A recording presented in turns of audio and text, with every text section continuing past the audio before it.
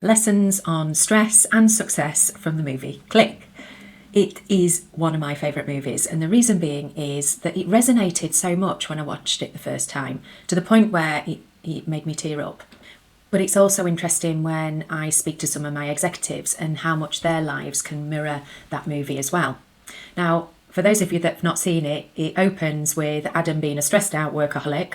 He's chasing partner promotion, so he's working all hours God sends. He survives on Twinkies, cough medicine and caffeine, working way beyond when his family's gone to bed.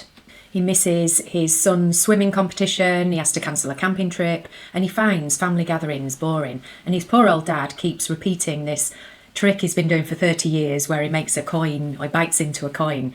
And you see Adam on his phone, making important business calls. His stress reaches a peak and things spiral out of control when he can't find the right remote control. So he ends up opening the garage door, and I think he switches the fan on, and through his frustration thinks, do you know what, my neighbour has been boasting about a one-size-fits-all remote control. I'm going to go and get one. So off he pops to a store which can only be described as somewhere like home base. And he pauses to relax on a display bed, like you do, with his shoes on and everything. And then the scene cuts to him going off down this corridor to meet his hero of the story called Marty.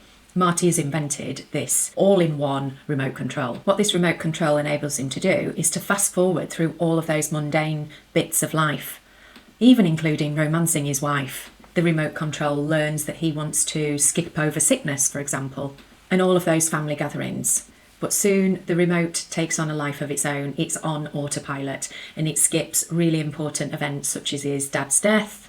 He wasn't really present, his kids getting married, and also his divorce. And then it fast forwards to a point where he's made it as CEO, but he's really, really sick and he's at risk of dying. So why do I share this with you?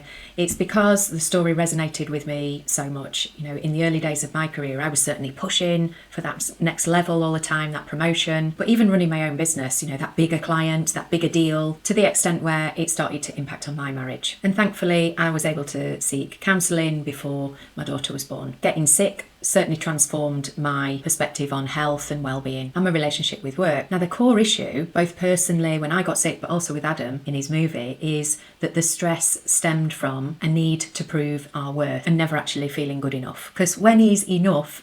But what was interesting is once I addressed those limiting beliefs, which again had the roots in childhood, which triggered limiting behaviours and emotions, and I was able to get rid of that perpetual stress, that background noise, to lead a normal life. But what was surprising is that I started to achieve even better results, but with less effort and less tension. And as a former client remarked the other day, blimey, Estelle, you're doing a lot of hobbies. Currently on the go, I've got paddleboarding, golf, skiing and riding. To which I replied, just living my best life, because I'm no longer a stressed out workaholic. I'm going to continue this conversation and explain how I was able to clear up that persistent stress over in a free masterclass. I'll reveal 3 critical mistakes that executives always make when it comes to dealing with stress, me included, along with my 5-step process that helps people to overcome those challenges along with burnout.